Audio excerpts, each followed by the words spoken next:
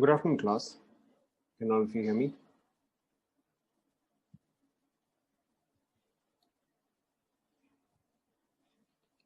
Okay, let's start then. So today we're going to start a new chapter. So a new chapter, and by far one of the most important chapters. Okay. So today we are going to start chemical bonding. आप heading डालो, chemical bonding.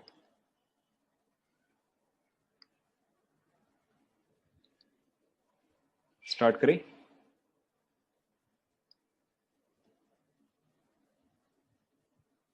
ठीक है. So the very first thing that you have to understand in chemical bonding is why do atoms bond? ठीक है. So अगर आपके पास कोई भी atom है A, ठीक है, it may combine with itself, ठीक है, it may combine with itself, ठीक है, or it may combine with some other element atom, ठीक है, to form a molecule, ठीक है, to form a molecule. And why do atoms combine और how do atoms combined is explain by chemical bonding. ठीक है. यहाँ पे देखो, आपको फर्स्ट चीज जो समझना है कि बॉन्ड फॉर्मेशन से, ठीक है, बॉन्ड फॉर्मेशन से स्टेबिलिटी इज अचीव्ड. ठीक है, because bond formation releases energy. ठीक है, ये चीज हमने पीरियोडिक प्रॉपर्टीज में भी डिस्कस किया था. ठीक है, कि जहां पे आपको बॉन्ड ब्रेक करना है वहां पे आपको एनर्जी प्रोवाइड करना पड़ेगा या वहां पे एनर्जी इन होता है, लेकिन जहां पे आपका बॉन्ड फॉर्मेशन होता है वहां पे एनर्जी आउट होता है. ठीक है, रिलीजेस एनर्जी. ठीक है. सो यहाँ पे देखो एक बहुत ही कॉमन एंड एक बहुत ही इंपॉर्टेंट ग्राफ है. ठीक है, these two atoms come together to form a molecule. ठीक है, और these two atoms come together to form a bond because of the presence of attractive forces. ठीक है, अगर आप रफली देखोगे दो एटम्स को, तो एटम में क्या होता है कि आपका न्यूक्लियस होता है विच इज पॉजिटिवली चार्ज्ड. ठीक है, this is surrounded by electrons which is negatively charged. ठीक है, सिमिलरली आपके पास दूसरा एटम होगा which consist of a nucleus which is positively charged and which consists of electrons which are negatively charged. ठीक है, let's call this N1, nucleus 1. Let's call this E1, electrons 1. Let's call this nucleus 2. Let's call this electrons 2. ठीक है, तो अब अगर आप इस atom को देखोगे तो ये इस पे जो अट्रैक्टिव फोर्स एक्सर्ट कर रहा है. ठीक है, तो अगर आप N1 देखोगे तो N1 जो है वो किस पे अट्रैक्टिव फोर्स एक्सर्ट कर रहा है of the second atom. N1 जो है वो किसको अट्रैक्ट करेगा of the second atom. Correct, N1 जो है वो इलेक्ट्रॉन्स को अट्रैक्ट करेगा. ठीक है, एंड E1 जो है वो किसको अट्रैक्ट करेगा. करेक्ट, E1 जो है वो N2 को अट्रैक्ट करेगा. ठीक है, so positive charge attracts the negative charge and negative charge is attracting the positive charge. ठीक है, तो क्योंकि यहाँ पे अब म्यूचुअल अट्रैक्शन है तो उसके वजह से ये दो एटम्स, ठीक है, जो कि एक सर्टेन डिस्टेंस पे थे, ठीक है, ये दो एटम्स जो कि एक सर्टेन डिस्टेंस पे थे, बिकॉज ऑफ म्यूचुअल अट्रैक्शन, ठीक है, because of mutual attraction now they will come closer. Yes or no. ठीक है, अब म्यूचुअल अट्रैक्शन से ये दोनों जो है वो क्लोजर आते रहेंगे. ठीक है, एंड अब आपको भी पता है कि अगर दो मैग्नेट्स जो है अगर वो इस डिस्टेंस पे है वर्सेस अगर वो इस डिस्टेंस में है, ठीक है, here they are further apart, here they are closer. ठीक है, in which case the force of attraction is greater. Obviously the closer they are, ठीक है, the closer they are the force of attraction increases. ठीक है, तो यानी कि देखो क्या हो रहा है, जब दो एटम के बीच में इनफाइनाइट डिस्टेंस था, ठीक है, जब इन दोनों एटम्स के बीच में इनफाइनाइट डिस्टेंस था, ठीक उसी पॉइंट पे जो फोर्स ऑफ अट्रैक्शन जो है वो जीरो होगा. ठीक है, या सिर्फ उसी पॉइंट पे फोर्स ऑफ अट्रैक्शन जो है वो नेग्लिजिबल होगा. ठीक है, अगर वो इनफाइनाइट से थोड़ा सा भी पास आ गया फॉर वॉट एवर रीजन, अगर वो इनफाइनाइट से थोड़ा सा भी पास आ गया तो अब क्या होगा, अब अट्रैक्टिव फोर्स जो है वो इन दोनों को एक दूसरे की तरफ खींचता रहेगा. ठीक है, so if it is less than infinity, if it is less than infinity, then this atom will continuously be attracted and it will come closer. ठीक है, एंड जितना वो क्लोजर आता जाएगा उतना ही अट्रैक्टिव फोर्स जो है वो इंक्रीज करेगा. ठीक है, and finally they will form a bond. Yes or no. ठीक है, ये चीज भी आपने पढ़ा है कि जब दो एटम्स बॉन्ड फॉर्म करते तो वो उनको इस तरह से मर्ज्ड स्टेट में दिखाया जाता है. ठीक है। Now the second part that you have to understand is, चलो स्टार्टिंग में तो आपका अट्रैक्टिव फोर्स है कि E1 जो है वो N2 को अट्रैक्ट कर रहा है एंड N1 जो है वो E2 को अट्रैक्ट कर रहा है, but it is not only the attractive forces which are present, ठीक है, repulsive forces are also present. अगर आप देखोगे N1 तो N1 रिपेल किसको करेगा बताओ? N1 जो है वो N2 को रिपेल करेगा, ठीक है, N1 जो है वो N2 को रिपेल करेगा एंड E1 जो है वो किसको रिपेल करेगा? तो वो जो है वो E2 को रिपेल करेगा, ठीक है। So now the competition is between attractive forces and repulsive forces, yes or no, ठीक है। सो अब अगर आप देखोगे ये अग क्या कहां पे, मैंने कुछ भी नहीं लिखा है, कुछ भी नहीं लिखा है, ध्यान दो आप, ठीक है, ध्यान दो, कुछ भी नहीं लिखा है मैंने। रिलीजेस एनर्जी, रिलीजेस एनर्जी, ठीक है। सो अब अगर आप ध्यान दोगे, so now it is a matter of difference between attractive force and repulsive force, ठीक है। ऑब्वियसली अगर अट्रैक्टिव फोर्स डोमिनेट कर रहा है, will the molecules be bonded और not bonded? If attractive force is dominating तो क्या होगा बताओ, बॉन्डेड और नॉन बॉन्डेड? करेक्ट। अगर ऑब्वियसली अट्रैक्टिव फोर्स डोमिनेट कर रहा है तो आपका मॉलिक्यूल्स जो है वो बॉन्डेड रहेंगे, या एटम्स जो है वो बॉन्डेड रहेंगे। लेकिन अगर आपका रिपल्सिव फोर्स डोमिनेट कर रहा है, in that case they will be non bonded, ठीक है। तो यहाँ पे आपको सबसे पहला बात क्या समझना है, सबसे पहला बात आपको क्या याद रखना है, एट लार्ज डिस्टेंसेस, ठीक है, at large distances attractive forces dominate, या इनिशियली अट्रैक्टिव फोर्स जो है वो डोमिनेट करते हैं at very close distances, at very very close distances, कि भाई इतना फॉर्म हो गया, अब आप इसको और भी अंदर घुसा रहे हो, ठीक है, at these distances repulsive forces start to dominate, ठीक है। कहने का मतलब क्या है कि अगर सपोज करो आपके पास ये एक मैग्नेटिक रॉड है, this is north, this is south, ठीक है, एंड एक और मैग्नेटिक रॉड है, this is north, this is south, ठीक है। तो ऑब्वियसली इन दोनों के बीच में अट्रैक्टिव फोर्स होगा, ठीक है, एंड ऑब्वियसली आप इन दोनों को जो है क्लोजर, इन दोनों को क्लोजर आप पुश कर सकते हो, ठीक है। आप इसको लेट्स से कि ये जो है ये इस डिस्टेंस पे रहता है, इंफिनिटी पे is the least force of attraction, infinite distance पे लीस्ट फोर्स ऑफ अट्रैक्शन होगा, ठीक है ना। यहाँ पे देखो आप ऑब्वियसली ये मैग्नेट को जो है क्लोजर ला सकते हो, there is still attractive force, ठीक है। तो ये आपका नॉर्थ यहीं का ही, साउथ यहीं का यहीं, ये मैग्नेट जो है वो और क्लोज आ गया, ठीक है। ऑब्वियसली इस मैग्नेट को आप और भी क्लोज ला सकते हो, ठीक है, टिल द पॉइंट कि ये दोनों जो है ये चिपक ही रखे हैं, ठीक है। बट अब अगर मैं इस मैग्नेट को इसके अंदर फोर्स करूं, ठीक है, कि भाई अब ये दोनों मटेरियल ही जो है ये ब्रेक होकर मैं इन दोनों को इसके अंदर फोर्स करूं, ठीक है, तो अब मुझे रिपल्शन फेस करना पड़ेगा, ठीक है। अब ये जो मटेरियल स्ट्रेंथ है उसका रिपल्शन मुझे फेस करना पड़ेगा, ठीक है। तो in exactly the same way the same thing happens here, ठीक है, कि एक सर्टेन पॉइंट तक अट्रैक्शन है, एक सर्टेन पॉइंट तक अट्रैक्शन है, लेकिन उसके बाद जो है, उसके बाद आपका रिपल्सिव फोर्स जो है वो डोमिनेट करने लगता है। Is this part understood? ठीक है, आपको ये सब कुछ ड्रॉ करने की जरूरत नहीं है, ठीक है, करेक्ट। सो आपको ये समझना है एट लार्ज डिस्टेंसेस, ठीक है, at large distance it is your attractive force, ठीक है, that dominates, and at very small distance, at very small distance it is your repulsive force, ठीक है, it is your repulsive force which dominates. So देखो यहीं पर ही एक graph आता है, देखो आपको समझ में आ जाएगा, मैंने अभी तक कुछ भी एक्सप्लेन नहीं किया, मैंने सिर्फ इतना ही बताया है, large distance attractive force, small distance repulsive force, बस इतना ही, ठीक है। ध्यान दो, ध्यान दो। सो देखो क्या हो रहा है कि अगर मैं एक ग्राफ ड्रॉ कर रहा हूं बिटवीन एटम्स, अट्रैक्टिव और रिपल्सिव फोर्स बिटवीन एटम्स, ठीक है। तो देखो अब अगर मैं एक ग्राफ ड्रॉ कर रहा हूं ऑफ एनर्जी, ठीक है, versus let's say distance, of energy versus distance, ठीक है। तो एक पॉइंट होगा, यानी कि एक इनफाइनाइट डिस्टेंस होगा, इनफाइनाइट कहां पे आएगा, एकदम एंड में आएगा। तो जब दो एटम्स इनफाइनाइट डिस्टेंस पे है तब तो उनके बीच में कोई भी फोर्स ऑफ अट्रैक्शन रिपल्सन नहीं हो सकता भाई, because k is equal to sorry f is equal to k q1 q2 upon r square, and अगर r जो है वो इंफिनिटी हो गया तो फोर्स क्या हो जाएगा, वो तो जीरो हो जाएगा, ये सुनो, ठीक है।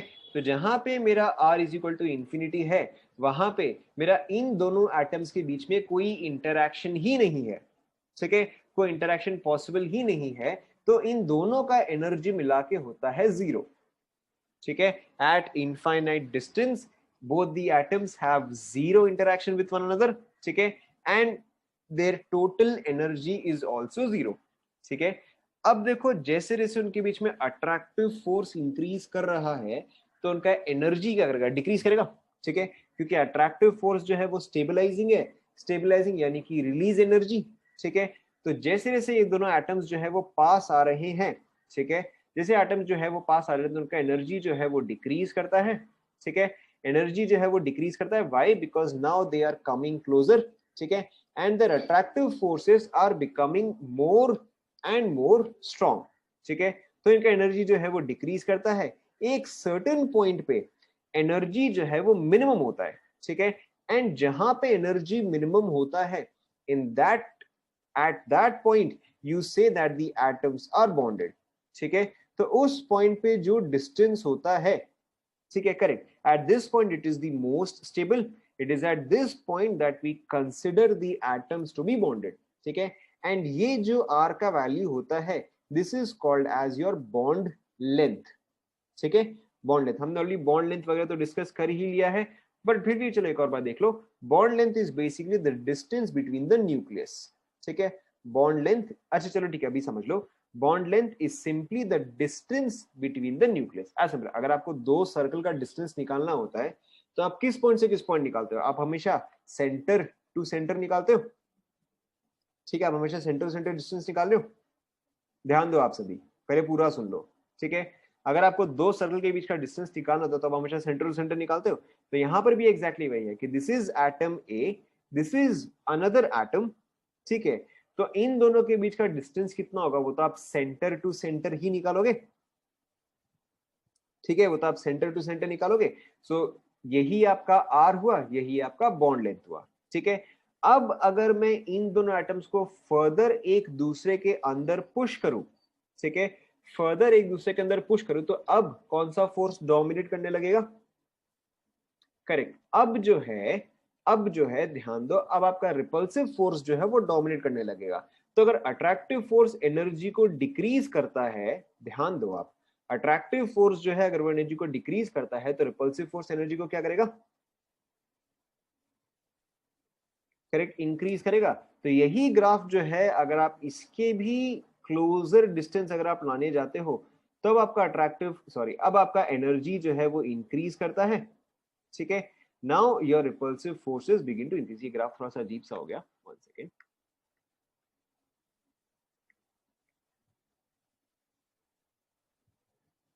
ठीक है।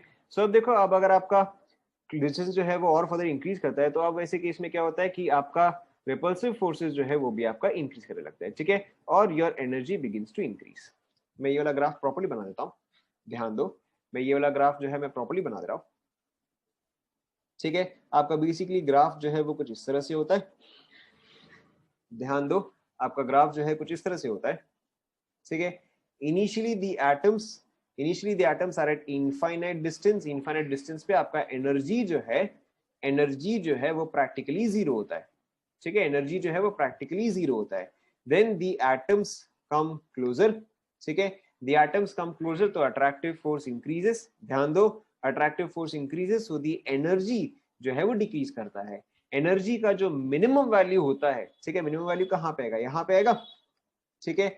एनर्जी का जो मिनिमम वैल्यू होता है at this point you say that the atoms are bonded, the atoms are bonded, ठीक है। एंड यहाँ पे आर क्या है, यहाँ पे R is distance, distance between the atoms, यहाँ पे distance between the atoms was infinite, ठीक है, यहाँ पे distance between the atoms is some value let's say L, some value with say let's say L.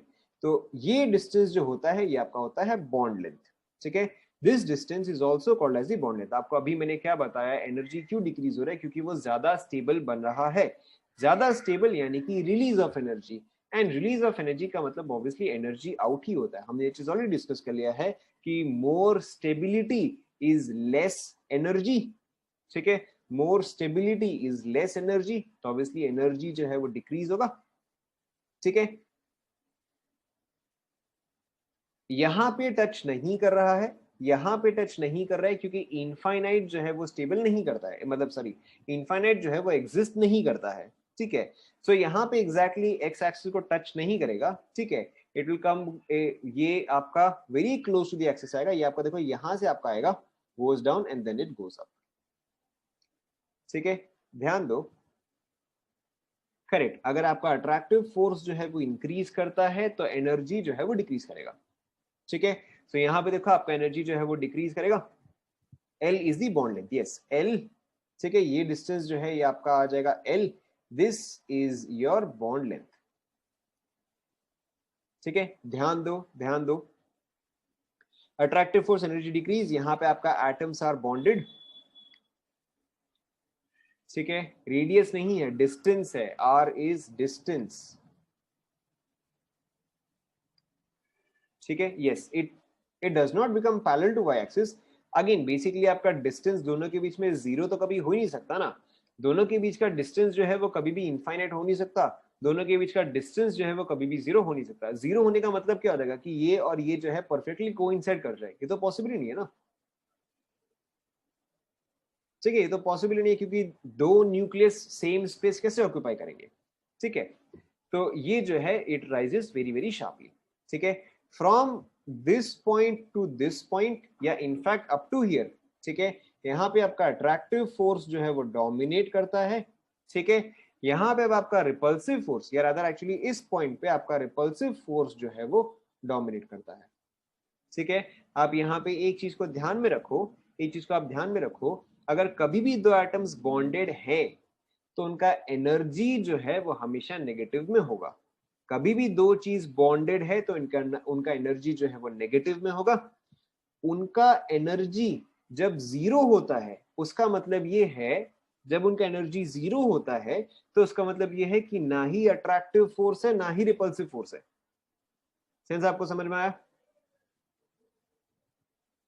ठीक है। आप पूरा बात मेरा ध्यान से सुनो, पूरी बात मेरी ध्यान से सुनो, ठीक है।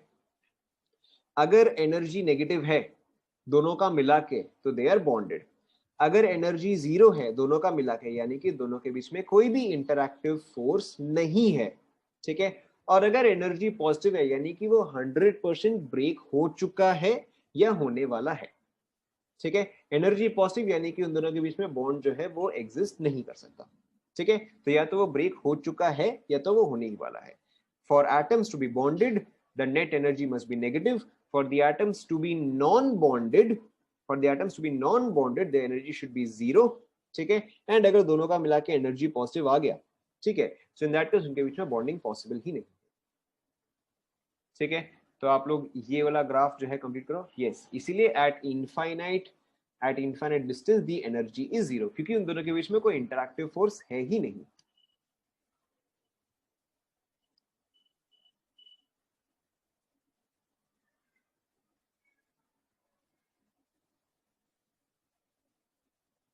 ठीक है।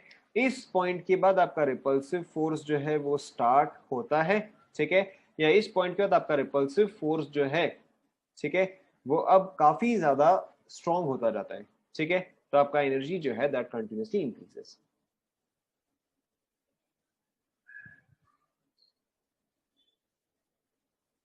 इज इट डन, ठीक है। उससे कोई फर्क नहीं पड़ता, उससे कोई फर्क नहीं पड़ता, पॉइंट इज कि वो कभी ना कभी एक और बार जीरो आ जाता है, कहां पे आता है उससे कोई फर्क नहीं पड़ता। हमें इस पॉइंट के आगे जाना ही नहीं है, इस पॉइंट के आगे होता ये है, बट हमें इस पॉइंट के आगे जाना ही नहीं है, ठीक है। आई होप आपने ये दोनों ग्राफ्स ड्रॉ कर लिए। Now there is one very common question here, ठीक है, there is one very common question here, if attractive forces, yes, if energy is zero atoms are non bonded, ठीक है। if attractive forces, if attractive forces did not exist, did not exist, how would, दोनों graph same ही है, दोनों graph exactly same है, ठीक है। ये graph बस थोड़ा सा अजीब सा हो गया, ये ग्राफ बेटर है, ठीक है। दोनों ग्राफ अदरवाइज एग्जैक्टली सेम ही है। if attractive forces did not exist, how would the above graph, the above graph change, ठीक है, मैं आपको ऑप्शन दे दे रहा हूं।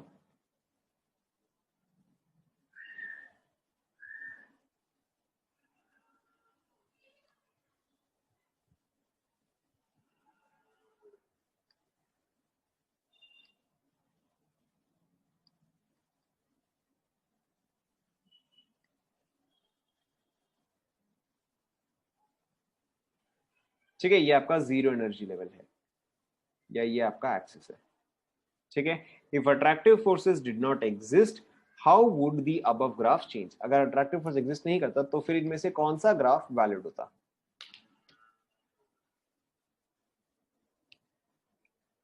ठीक है, सो देखो this is very simple. Attractive force जो है वो एनर्जी को इंक्रीज करता है या डिक्रीज करता है। ठीक है, करेक्ट। अट्रैक्टिव फोर्स जो है वो एनर्जी को डिक्रीज करता है। ठीक है, रिपल्सिव फोर्स जो है वो एनर्जी को इंक्रीज करता है। Yes or no. ठीक है, सो आपका अगर दोनों ही फोर्सेस एग्जिस्ट करते, ध्यान दो, अगर दोनों ही फोर्सेस एग्जिस्ट करते तो आपका ग्राफ जो है वो कुछ ऐसा होता। ठीक है, सिर्फ अट्रैक्टिव फोर्स है जो कि आपका एनर्जी को जो है डिक्रीज करता है, तो सिर्फ आप डिक्रीज वाला पोर्शन, सो आप जो है सिर्फ डिक्रीज वाला पोर्शन जो उसको आप हटा दो। ठीक है, डिक्रीज वाला पोर्शन को अगर आप हटा देते हो, ठीक है, तो अब आप बताओ कौन सा वाला ग्राफ बचता है। ठीक है, सी वाला ग्राफ बचता है। This is a very very common question. ठीक है, आप इस चीज को नोट कर लो। अट्रैक्टिव वाला पोर्शन को अगर मैं हटा दूं, ठीक है, तो मेरे पास ये वाला ग्राफ बचता है और योर आंसर इज सी।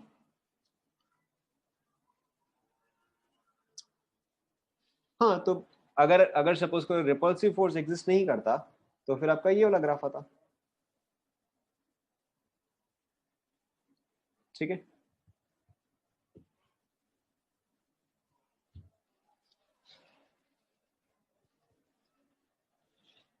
कुछ नहीं, यहाँ पे मैंने आपको क्या बोला, लोअर पार्ट जो है वो आपका अट्रैक्टिव फोर्स की वजह से है, अपर पार्ट जो है वो आपका रिपल्सिव फोर्स की वजह से है।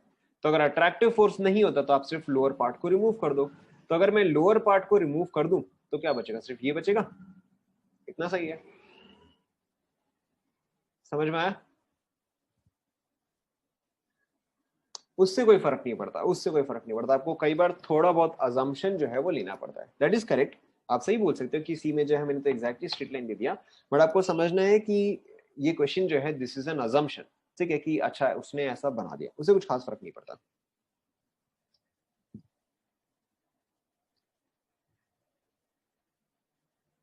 अरे अगर दोनों ही फोर्स एग्जिस्ट नहीं करता, जैसे कि आइडियल गैस में है, तो एनर्जी जो है वो जीरो ही रहता।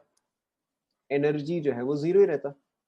अट्रैक्टिव भी एग्जिस्ट नहीं कर रहा, रिपल्सिव भी एग्जिस्ट नहीं कर रहा, तो जीरो ही रहेगा।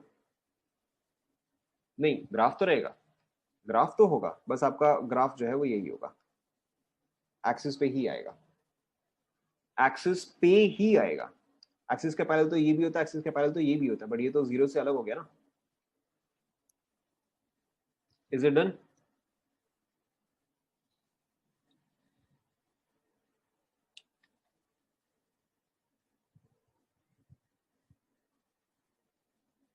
ठीक है, चलो लेट्स लेट्स कंटिन्यू। ठीक है, नाउ फॉर केमिकल बॉन्डिंग और for the bonds between atoms there have been several theories that were given. ठीक है, the first theory that was somewhat relevant is your Lewis theory. ठीक है, ये तो आप सभी ने पढ़ा होगा स्टैंडर्ड 8 9 10 में। ये सुनो, लुइस थ्योरी पढ़ा है नहीं पढ़ा है भाई, लुइस थ्योरी नहीं पढ़ा आपने, चलो लुइस डॉट स्ट्रक्चर तो पढ़ा होगा।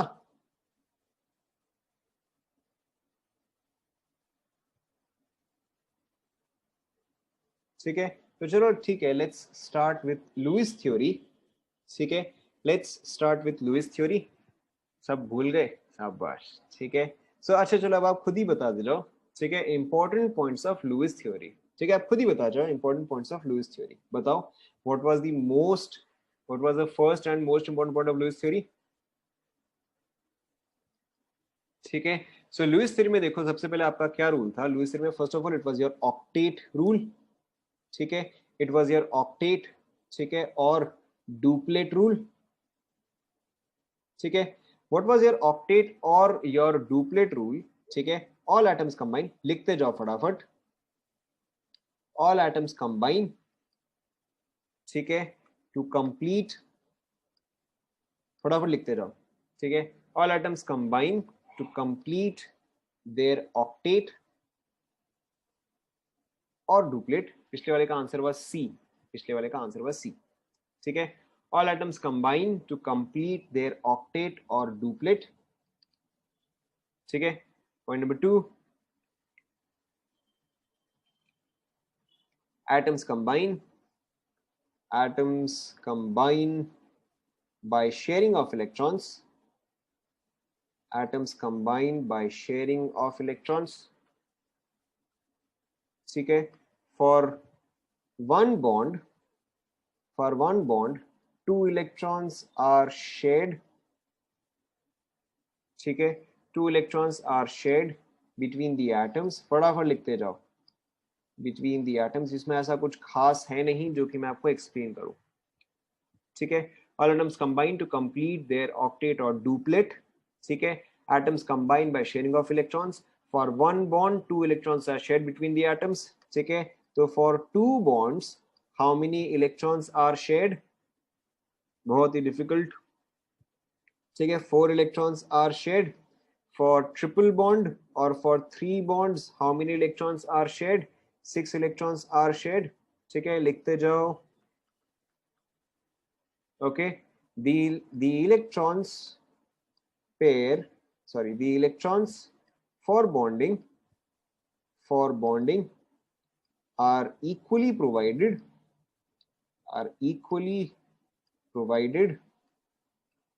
and shared by both the atoms, ठीक है, ये चीज आपको ऑलरेडी आता है, ठीक है, इसमें ऐसा कुछ खास है नहीं, बट फिर भी चलो हम कुछ एग्जांपल्स ट्राई करते हैं। Yes, this is only for covalent compounds. Absolutely right. This is only for covalent compounds. क्योंकि ये थ्योरी जितना पुराना है, उस टाइम पे ionic compound and covalent compound का कॉन्सेप्ट नहीं था, ठीक है। The last point is the electrons for bonding are equally provided and shared by both the atoms. The electrons for bonding are equally provided and shared. अभी आप लिखते जाओ,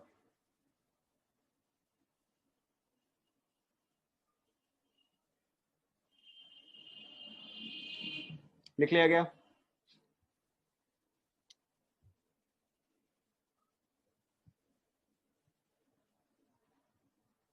ठीक है। सो अब देखो यहाँ पे हर एक पॉइंट का मतलब क्या है, एक्सेप्शन कहां से आ गया, अभी अभी हम कोवलेंट कंपाउंड से डिस्कस कर रहे हैं, ध्यान दो, अभी आप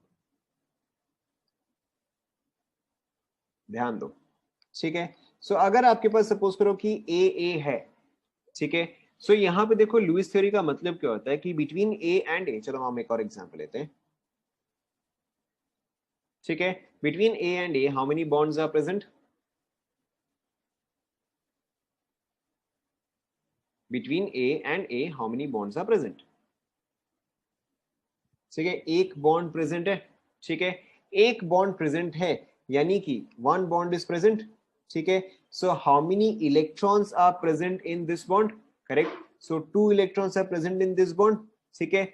अब 2 इलेक्ट्रॉन अगर प्रेजेंट है तो ये ए जो है इसने एक इलेक्ट्रॉन प्रोवाइड किया होगा एंड ये ए जो है इसने भी एक इलेक्ट्रॉन प्रोवाइड किया होगा, ठीक है, यही इसका मतलब होता है for one bond 2 electrons are shared, ठीक है, between the atoms and the electrons for bonding are equally provided and shared. आपको 2 इलेक्ट्रॉन्स चाहिए था तो दोनों एटम्स जो है दोनों ने इक्वल अमाउंट ऑफ कंट्रीब्यूशन किया है, ठीक है।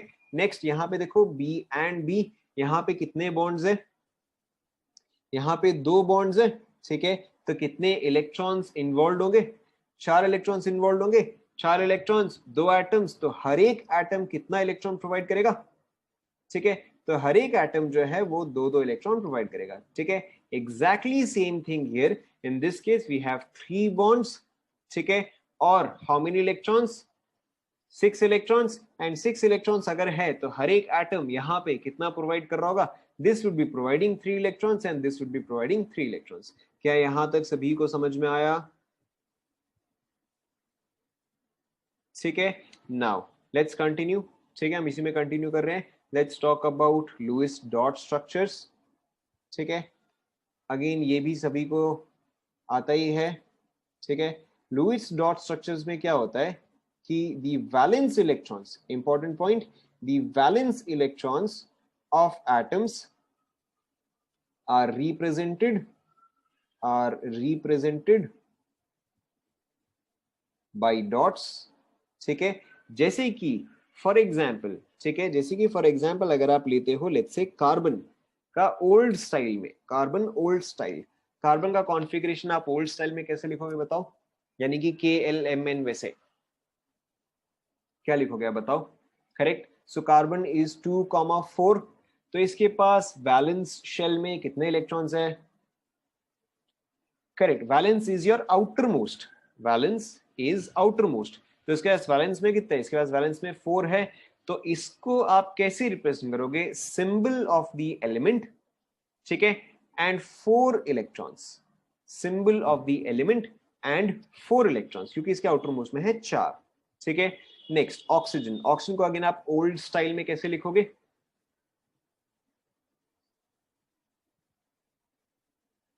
ठीक है, 2,6, तो इसको आप लुईस डॉट स्ट्रक्चर में कैसे रिप्रेजेंट करोगे? As oxygen. ठीक है, 1 2 3 4 5 एंड 6। ठीक है, let's take for example sodium, इसको आप ओल्ड स्टाइल में कैसे करोगे? जल्दी जल्दी, 2,8,1, तो आउटर मोस्ट में कितना हुआ? 1 हुआ, तो इसको आप कैसे रिप्रेजेंट करोगे? Na star, sorry Na dot. Complete करो यहां तक।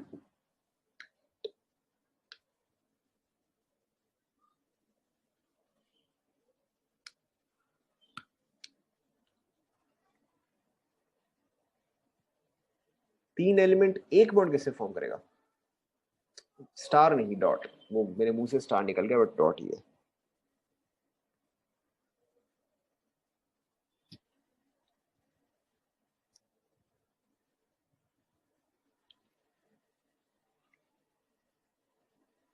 हाँ, please message in private. Yes, please message in private.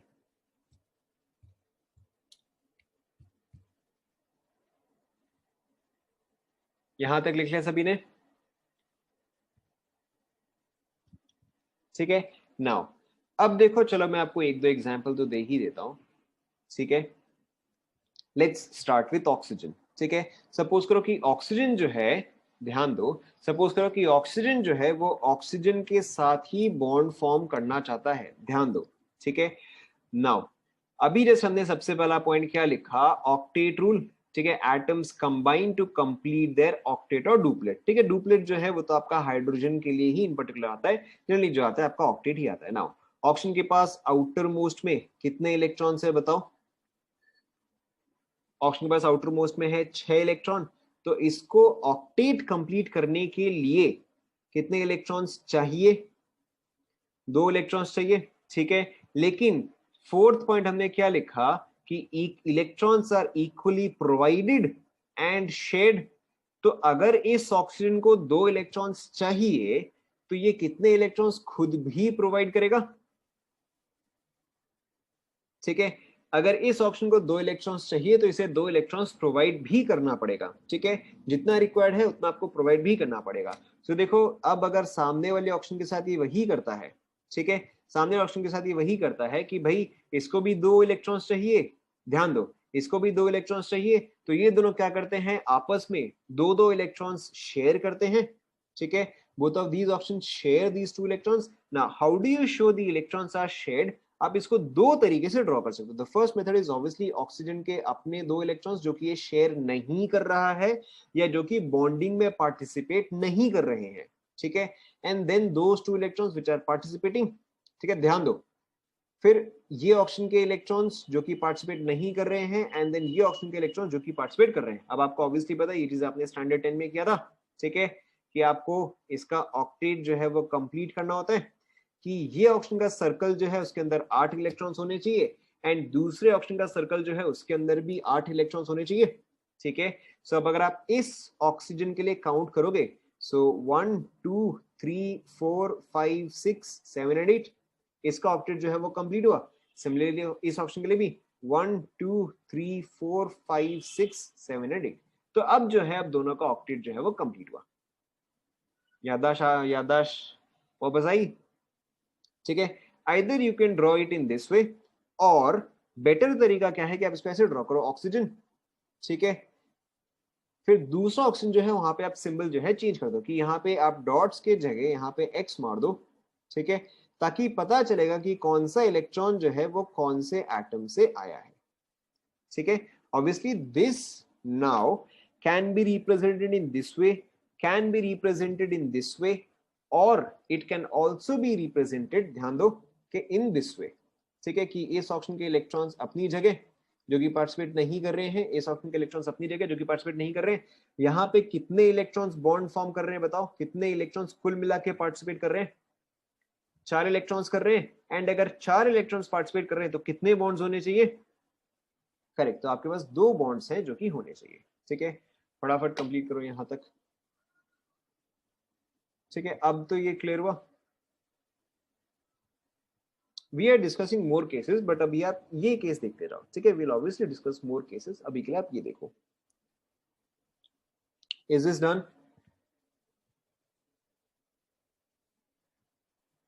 ठीक है। एग्जैक्ट सेम तरीके से आप नाइट्रोजन, एग्जैक्ट सेम तरीके से आप नाइट्रोजन खुद से करो। I want you to draw all 3 structures for nitrogen. खुद से लॉजिक लगाओ, कितने इलेक्ट्रॉन्स शेयर होंगे एंड कैसा स्ट्रक्चर बनेगा, खुद से ट्राई करो, ठीक है। Do this for nitrogen, okay, and then do it for fluorine. Nitrogen and then for fluorine, nitrogen nitrogen, fluorine fluorine, खुद से ट्राई करो।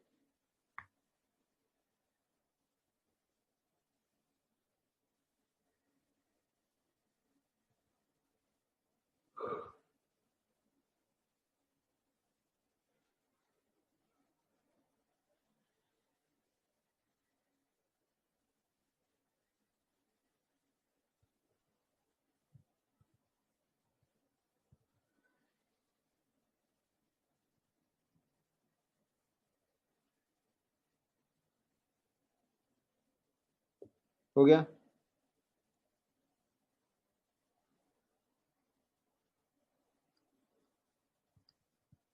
ठीक है। So it's very simple enough. Nitrogen के पास ध्यान दो, आउटर मोस्ट में कितने इलेक्ट्रॉन्स आएंगे बताओ? 5 आएंगे। मैं डायरेक्टली ड्रॉ करूं, डायरेक्टली आंसर ड्रॉ करूं, ठीक है। नाइट्रोजन के पास देखो 5 इलेक्ट्रॉन्स है, नाइट्रोजन के पास 5 इलेक्ट्रॉन्स है, तो ऑक्टेट कंप्लीट करने के लिए उसे कितने इलेक्ट्रॉन्स चाहिए? 3 इलेक्ट्रॉन्स चाहिए। एंड अगर 3 इलेक्ट्रॉन्स चाहिए तो वो सामने वाले नाइट्रोजन को भी कितने इलेक्ट्रॉन्स प्रोवाइड करेगा? 3 इलेक्ट्रॉन्स प्रोवाइड करेगा। So you can draw it in this वे, ठीक है। और ये दोनों इलेक्ट्रॉन्स जो है तो पार्टिसिपेट नहीं कर रहे हैं, सो this is your first diagram, ठीक है। और सिमिलरली, ठीक है, this is your second diagram, ठीक है। और similarly this is your third diagram. क्या ये सभी को समझ में आया? बहुत डिफिकल्ट है क्या?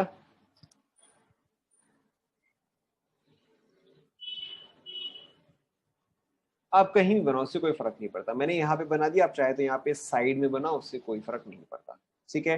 लास्ट में फ्लोरीन एंड फ्लोरीन। फ्लोरीन के पास आउटर मोस्ट में हाउ मेनी इलेक्ट्रॉन्स?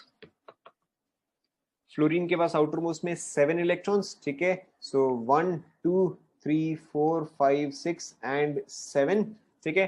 अब मैं और ये वाला नहीं बना रहा क्योंकि ये वाला आप रेयरली ही बनाते हो। एंड इस फ्लोरीन के पास भी सेम 7 इलेक्ट्रॉन्स, सो 1 2 3 4 5 7 एंड 8, ठीक है। इन दोनों के बीच में आप बॉन्ड फॉर्मेशन करोगे, ठीक है। सो फ्लोरीन 1 2 3 4 5 6 7 एंड 8, फ्लोरीन 1 2 3 4 5 6 7 एंड 8, ठीक है। सो आपका एक तो ये डायग्राम आएगा, दूसरा ऑब्वियसली आपका ये डायग्राम आएगा।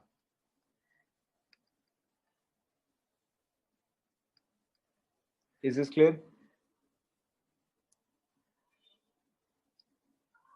ठीक है। Now let's try for some other molecules, ठीक है, जैसे कि may be hydrogen and oxygen, ठीक है, H2O। अब अगर आप H2O देखोगे तो ऑक्सीजन को कितने इलेक्ट्रॉन्स चाहिए ऑक्टेट कंप्लीट करने के लिए? ऑक्सीजन को चाहिए 2, लेकिन हाइड्रोजन को अपना डुप्लेट कंप्लीट करने के लिए कितने चाहिए? ठीक है, उसको तो चाहिए 1। तो इसीलिए हाइड्रोजन को तो एक ही ऑक्सीजन चाहिए, लेकिन ऑक्सीजन को कितने हाइड्रोजन चाहिए? ऑक्सीजन को 2 हाइड्रोजन चाहिए। ठीक है, अब तो आपको मेरे ख्याल से समझ में आ ही गया होगा कैसे ड्रॉ करेंगे। ठीक है, you draw oxygen in the middle, 1 2 3 and 4, यहाँ पे 5, यहाँ पे 6, ये जो है ये ऑक्सीजन का हुआ। हाइड्रोजन ने यहाँ पे एक प्रोवाइड किया, हाइड्रोजन ने यहाँ पे एक प्रोवाइड किया। ठीक है, हाइड्रोजन में एक प्रोवाइड किया। सो अब देखो, अब आप इसको कंप्लीट कर सकते हो। This is one, this is another, ठीक है, and this is another. Obviously we can draw it the other way as well. ठीक है, oxygen single bond hydrogen, single bond hydrogen, क्योंकि यहाँ पर तो 2 इलेक्ट्रॉन्स ही शेयर हुए हैं, 2 इलेक्ट्रॉन्स हियर, 2 इलेक्ट्रॉन्स हियर। ठीक है,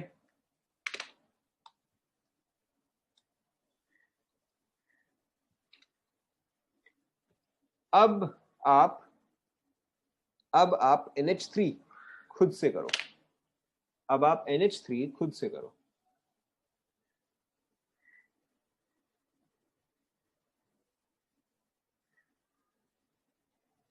ठीक है, मैंने आपको बहुत ही डिफिकल्ट सवाल हो गया, बहुत ज्यादा डिफिकल्ट सवाल दे दिया मैंने, ऐसा ना?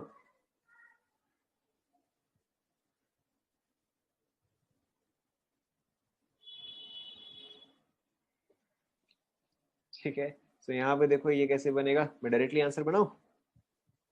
Nitrogen, hydrogen, hydrogen, hydrogen, and यहाँ पे आ जाएगा 2 इलेक्ट्रॉन्स जो कि शेयर नहीं हुए। Either you can draw it in this way, और nitrogen, sorry, hydrogen X, hydrogen, hydrogen, ठीक है, या फिर आप इसको ऐसे ही बना सकते हो, एंटायरली अप टू यू। ठीक है, let's try some more diagrams. CH4 खुद से करो, CO2 खुद से करो, एंड एंड और क्या बताओ, और कौन सा? एंड नॉट NO2 वगैरह, ये सब अभी आपको नहीं आता है। SO4, चलो आप ये दोनों ही ट्राई करो, इतना ही काफी है।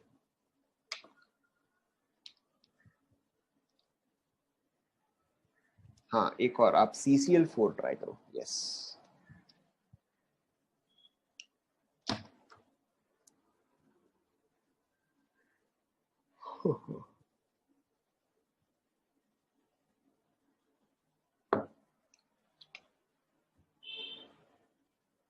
ये तीनों हो गए क्या?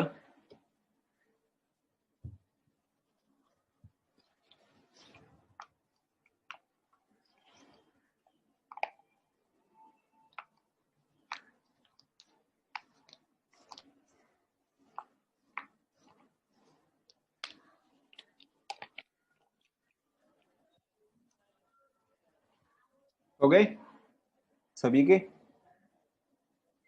ठीक है, मैं देखो डायरेक्टली बना रहा हूँ, CH4 कैसा आएगा? C, ठीक है, चारों तरफ H।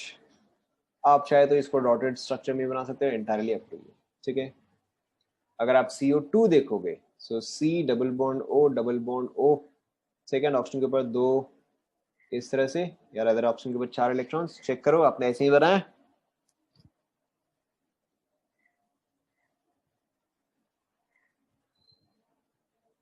ठीक है, CCl4 कार्बन, ठीक है, 4 क्लोरीन, लेकिन क्लोरीन के ऊपर बाकी के भी इलेक्ट्रॉन्स। ठीक है, कंप्लीट कर लो।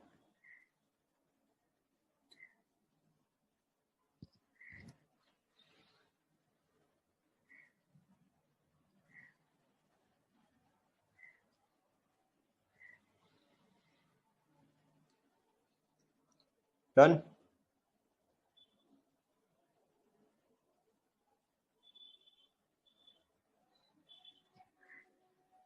हो गया।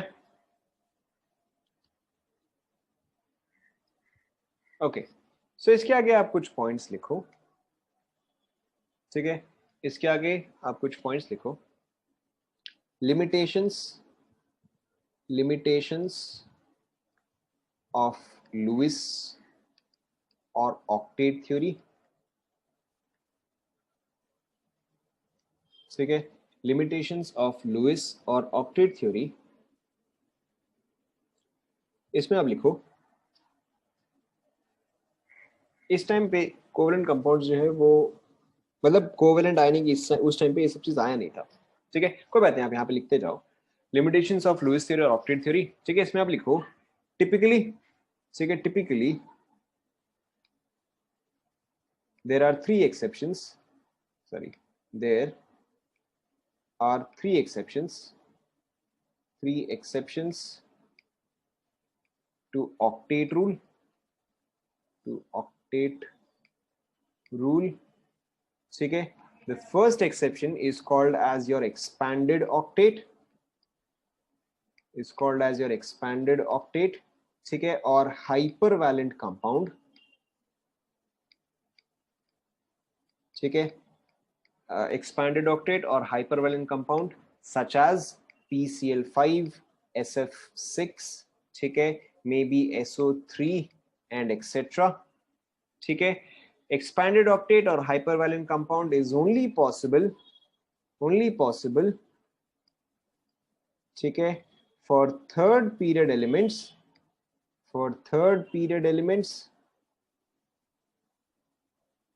और below, सेकेंड पीरियड एलिमेंट जो है वो कभी भी अपना ऑक्टेट को एक्सीड नहीं कर सकते, ठीक है, ओनली थर्ड पीरियड एलिमेंट्स और below can show expanded octet, why, because they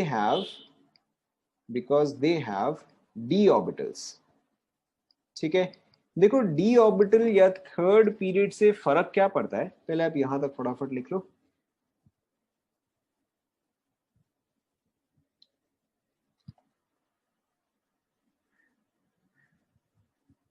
लिख लिया क्या,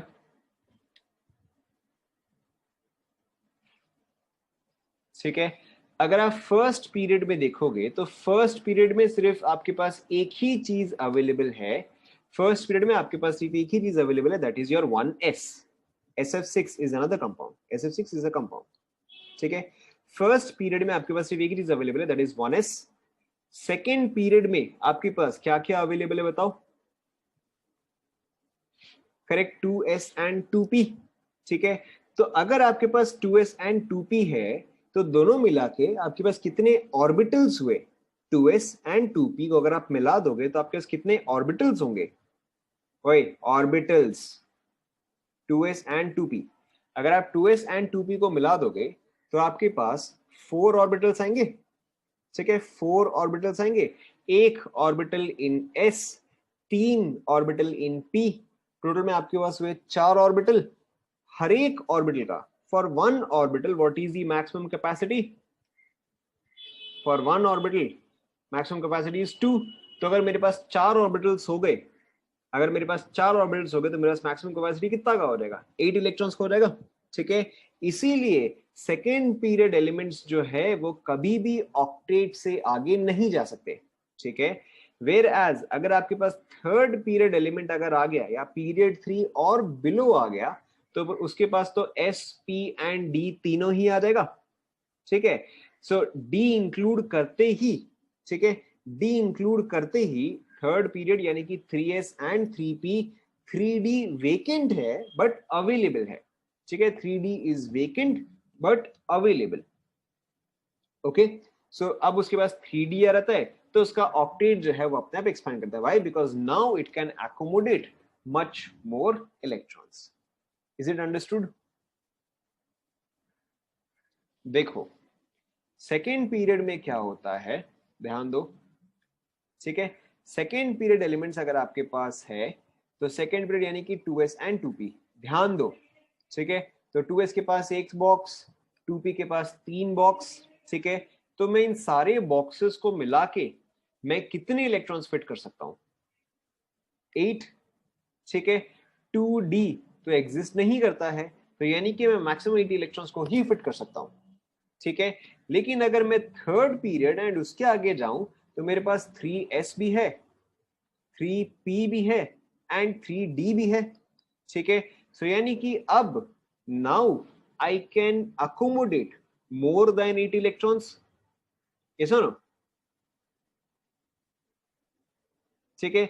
now I can accommodate more than 8 electrons which is why we call this expanded octet. जैसे कि अगर आप नहीं, आप ड्रॉ कर सकते हो, आप ड्रॉ कर सकते हो, बट लुईस थ्योरी को ये चीज जो है डिसोबे करता है, डॉट स्ट्रक्चर का इससे कोई रिलेशन नहीं है, ठीक है।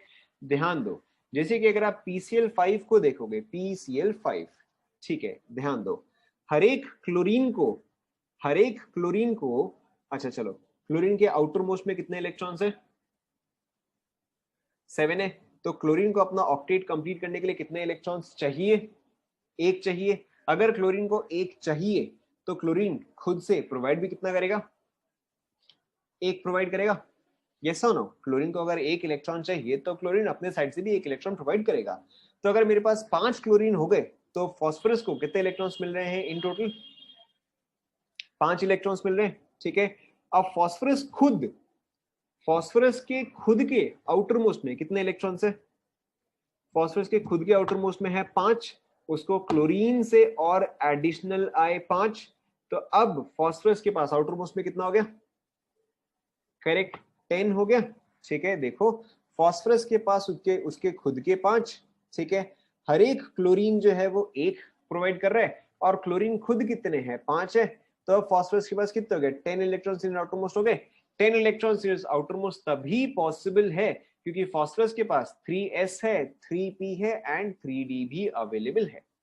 सेंस आप सभी को समझ में आ रहा है? ठीक है। उसी तरह से अगर आप SF6 देखोगे, ध्यान दो, अगर आप SF6 देखोगे, सल्फर के पास आउटर मोस्ट में खुद का कितने इलेक्ट्रॉन्स?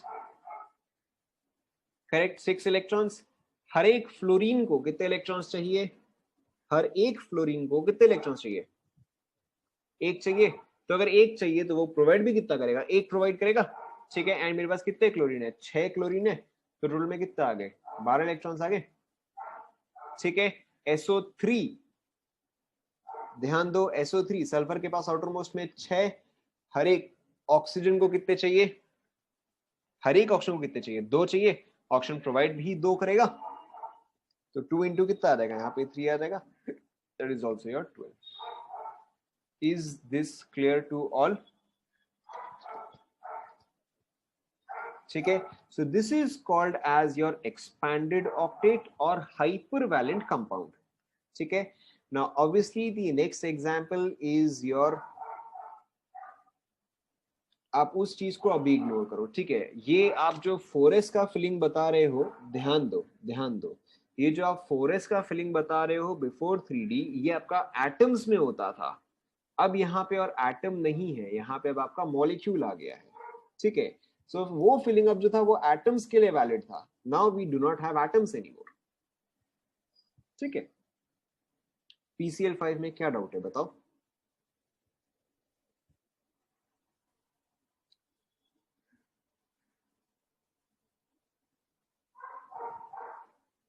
जल्दी जल्दी क्या डाउट है बताओ? अच्छा, फास्फोरस, ध्यान दो, phosphorus atomic number is, phosphorus atomic number is correct, phosphorus का एटॉमिक नंबर है 15। तो जब आप इसको ओल्ड स्टाइल में लिखोगे तो क्या आएगा? 2,8,5 आएगा। तो फास्फोरस के पास आउटर मोस्ट में कितना हुआ? 5 हुआ, ठीक है। फास्फोरस के पास 5 हुआ। हर एक क्लोरीन को एक इलेक्ट्रॉन चाहिए, हर एक क्लोरीन को एक इलेक्ट्रॉन चाहिए, ठीक है। तो हर एक क्लोरीन प्रोवाइड भी एक इलेक्ट्रॉन करेगा। कुल मिला के इसको मिला 5 इलेक्ट्रॉन्स, 5 इसके खुद के, 5 इसको एडिशनली मिला, तो 10 इलेक्ट्रॉन्स हो गया। Is this clear? ठीक है, आगे बढ़ते हैं, आगे बढ़ते हैं, ठीक है। हम इस पे ज्यादा टाइम वेस्ट नहीं कर सकते, ठीक है। So the first exception is your expanded octet, ठीक है। The second exception is your incomplete octet, ठीक है। एक है जो कि ऑक्टेट से ज्यादा जा रहा है, दूसरा है जो कि ऑक्टेट से कम जा रहा है। This was called as hypervalent, this is called as hypovalent, ठीक है। इसका most common example is AlCl3, ठीक है। अगर आप AlCl3 देखोगे या मे बी अगर आप BeCl2 देखोगे, ठीक है, या मे बी अगर आप BCl3 देखोगे, तो चलो हम AlCl3 से देखते हैं अल्यूमिनियम के, ठीक है। फॉर AlCl3 अल्यूमिनियम के आउटर मोस्ट में कितने इलेक्ट्रॉन्स हुए? 3 हुए, ठीक है। हर एक क्लोरीन से इसको कितने इलेक्ट्रॉन्स मिलेंगे? 1 मिलेगा। क्लोरीन आपके यहाँ पे कितने हैं? 3 है, तो +1 × 3 हो जाएगा। That gives me a total of how many electrons? 6 electrons, ठीक है। ऑब्वियसली 6 इलेक्ट्रॉन्स जो है ये तो 8 इलेक्ट्रॉन से कम है, ठीक है। या यहाँ पे आपका ऑक्टेट जो है वो कंप्लीट नहीं है। Let's take another example, may be BeCl2, ये वाला अब आप खुद से बताओ। बेरिलियम के पास आउटर मोस्ट में हाउ मेनी इलेक्ट्रॉन्स? बहुत डिफिकल्ट सवाल, ठीक है। 2 इलेक्ट्रॉन्स आएगा। हर एक क्लोरीन कितना प्रोवाइड करेगा? ठीक है, 1 प्रोवाइड करेगा। मेरे पास 2 क्लोरीन है, टोटल में कितने इलेक्ट्रॉन्स हुए? 4 इलेक्ट्रॉन्स हुए, which is obviously less than 8 electrons, ठीक है। सो यहां पर भी आपका ऑक्टेट जो है वो इनकम्प्लीट है। फटाफट यहां तक कंप्लीट करो। आप चाहे तो BCl3 का कर सकते हो, but it is practically the same thing.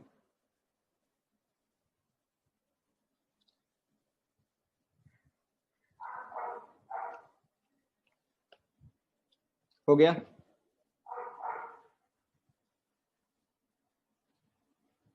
ठीक है। Now the other exception is odd electron molecules, ठीक है। The other exception is your odd electron molecules. For example, अगर आप ले रहे हो NO2, ठीक है, और may be let's say NO, और may be let's say ClO2, ठीक है। ऑड इलेक्ट्रॉन मॉलिक्यूल का मतलब क्या है कि इसमें टोटल नंबर ऑफ इलेक्ट्रॉन्स जो है वो ऑड है, ठीक है। नाइट्रोजन के पास आउटर मोस्ट में कितने इलेक्ट्रॉन्स? नाइट्रोजन के पास आउटर मोस्ट में कितने? आउटर मोस्ट में 5, ठीक है। तो 5 प्लस ऑक्सीजन के पास आउटर मोस्ट में कितने? 6, लेकिन मेरे पास तो 2 ऑक्सीजन है, तो जो मेरे पास टोटल नंबर ऑफ इलेक्ट्रॉन्स आएगा वो इवन आएगा या ऑड आएगा? ठीक है, ऑड आएगा। सेम अगर आप इसको देखते हो, नाइट्रोजन के पास even number of electrons, oxygen के पास odd number of electrons, chlorine के पास odd number of electrons, oxygen के पास इवन नंबर ऑफ इलेक्ट्रॉन्स। तो इन सभी का हमेशा टोटल नंबर ऑफ इलेक्ट्रॉन्स जो आएगा वो हमेशा ही ऑड आएगा, ठीक है। एंड अगर हमेशा ही ऑड नंबर आता है तब तो ऑक्टेट कंप्लीट होने का कोई चांस ही नहीं है, ये सुनो, ठीक है। अगर आपके पास ऑड नंबर ऑफ इलेक्ट्रॉन्स आ गया तब तो ऑक्टेट कंप्लीट होने का कोई चांस ही नहीं है, क्योंकि अगर सभी का ऑक्टेट कंप्लीट हो रहा है, अगर सभी का ऑक्टेट कंप्लीट हो रहा है, if 2 atoms is completing the octet, तो टोटल इलेक्ट्रॉन्स कितना आ जाएगा? इवन आ जाएगा, yes or no, because 8 is an even number. But यहाँ पे आपका क्या गया? यहाँ पर तो आपका ऑड आ गया। सो ऑड इलेक्ट्रॉन्स मॉलिक्यूल्स जो है, इन this case octet is simply never possible. Octet या all electrons complete octet, या octet is not possible, octet is not possible for all atoms। कुछ एटम्स है जो कि हो सकता है उनका ऑक्टेट कंप्लीट हो जाए, लेकिन सबका हो पाए ऐसा पॉसिबल ही नहीं है, ठीक है। Octet is not possible for all atoms. यहां तक कंप्लीट हुआ क्या?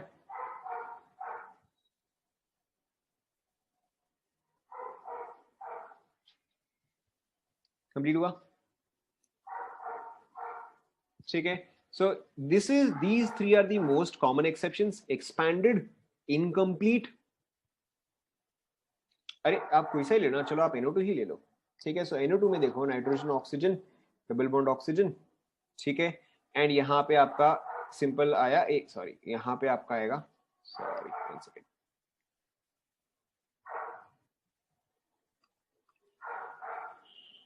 ठीक है। यहाँ पे देखो आपका कैसा स्ट्रक्चर आएगा। नाइट्रोजन के पास देखो 1 2 3 4 5 6 7, ठीक है, 7 8। एंड यहाँ पे अगर आप ऑक्सीजन के पास देखोगे तो ऑक्सीजन के पास तो 7 इलेक्ट्रॉन सी हुआ, देखो चेक करो।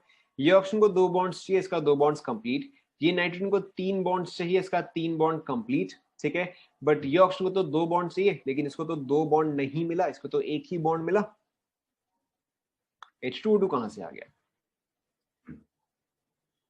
ठीक है, तो दिस इज नॉट पॉसिबल। आप कितना ही घुमा फिरा लो, ऐसा कॉम्बिनेशन कभी आएगा ही नहीं, क्योंकि दोनों को तो इक्वली प्रोवाइड करना पड़ेगा ना। Is this clear?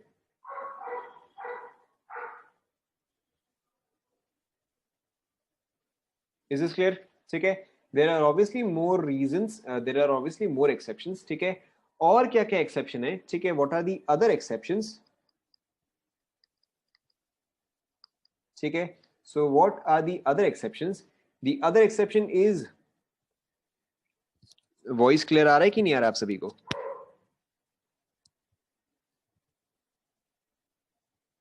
आ रहा है? ठीक है, जिसको नहीं आ रहा है एग्जिट एंड री एंटर। ठीक है, exit and re enter. Okay, so what other exceptions? अरे आप काउंट कर लो ना। अच्छा चलो ठीक है, ये आपका होमवर्क है। ठीक है, take this as your homework कि आपके पास, लेट्स टेक ClO2, ClO2। ठीक है, क्लोरीन के पास आउटर मोस्ट में 7 इलेक्ट्रॉन्स, ऑक्सीजन के पास आउटर मोस्ट में 6 and 6 इलेक्ट्रॉन्स। ठीक है, try to do whatever combination. ठीक है, जैसा कॉम्बिनेशन आप बनाना चाहते हो आप आराम से बनाओ, and try to complete your octet of all the atoms. ठीक है, देखो कंप्लीट हो पाता है क्या। ठीक है, आपको जो कॉम्बिनेशन लेना आप ले सकते हो। This is more of a maths question rather than a chemistry question. ठीक है, anyways focus here. So other exceptions क्या क्या है? Other exceptions are formation of compounds, formation of compounds by noble gases. ठीक है, ऑक्टेट थ्योरी जो है, octet theory is based on noble gases. Octet theory में क्या बोलते हैं? ऑक्टेट थ्योरी में क्या बोलते हैं? I will upload the video. ठीक है, ऑक्टेट थ्योरी में क्या बोलते हैं कि atoms react till they form octet. क्यों? क्योंकि नोबल गैसेस जो है उनका ऑक्टेट कॉन्फ़िगरेशन ऑलरेडी होता है। ठीक है, ऑक्टेट रूल आया कहां से? ऑक्टेट रूल जो है वो नोबल गैसेस से आया। ठीक है, नोबल गैसेस का ऑक्टेट होता है, तो इसलिए वो रिएक्ट नहीं करते हैं। इसलिए लुईस थ्योरी क्या बोलता है कि भाई अगर कोई भी एटम का ऑक्टेट कंप्लीट होगा तो वो और रिएक्ट नहीं करेगा। ठीक है, सो आपका अगर ऑक्टेट कंप्लीट है तो in that case your atoms will not react. ठीक है, that's not my dog, that's the neighbours dog. Anyways, so octet जो है कंप्लीट अगर हो गया तो फिर वो रिएक्ट नहीं करेगा। But in this case XeF4, Xe already has a complete octet. ठीक है, but even then it is still reacting. ठीक है, जैसे कि आप कई बार कहते हो कि जीनोन जो है वो कंपाउंड फॉर्म करता है, या क्रिप्टन जो है वो कंपाउंड फॉर्म करता है, तो दिस इज एन एक्सेप्शन। ठीक है, to the Lewis theory. So XeF4 जो है वो आपका कंपाउंड फॉर्म करता है, which is a violation of octet theory. ठीक है, XeO4 KrF2, I cannot do anything about that. ठीक है, the next exception, ध्यान दो, the next exception or the next limitation is कि this does not tell me the shape of atom. ठीक है, sorry, does not tell me the shape of molecule. ठीक है, जैसे कि अगर मैंने H2O देखो, ठीक है, H2O जो है वहां पे मैं इस तरह से ड्रॉ कर सकता हूं। अगर मैं इस तरह से ड्रॉ करता हूं तो यहाँ पे एंगल कितना आएगा बताओ?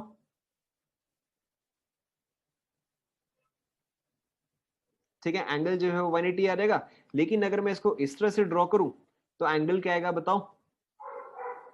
ठीक है, 90 आ जाएगा। सो लुईस थ्योरी जो है, अब ये तो मेरे पे डिपेंड करता है कि मैं कैसे बना रहा हूं। ठीक है, सो लुईस थ्योरी जो है वो शेप ऑफ द मॉलिक्यूल जो है, it is unable to tell us the shape of the molecule. The shape of the molecule can not be determined. ठीक है, the other limitation of Lewis theory is that the shape of the molecule cannot be determined.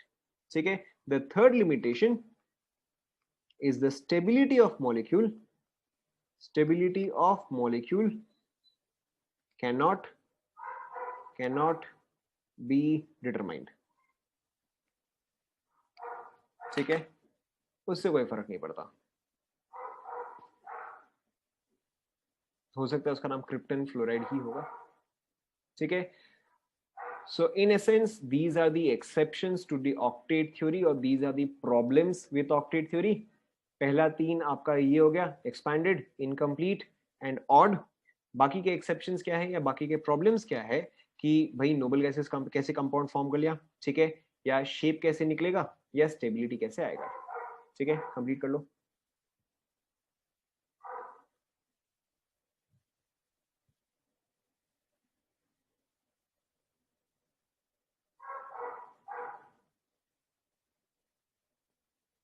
Is it complete?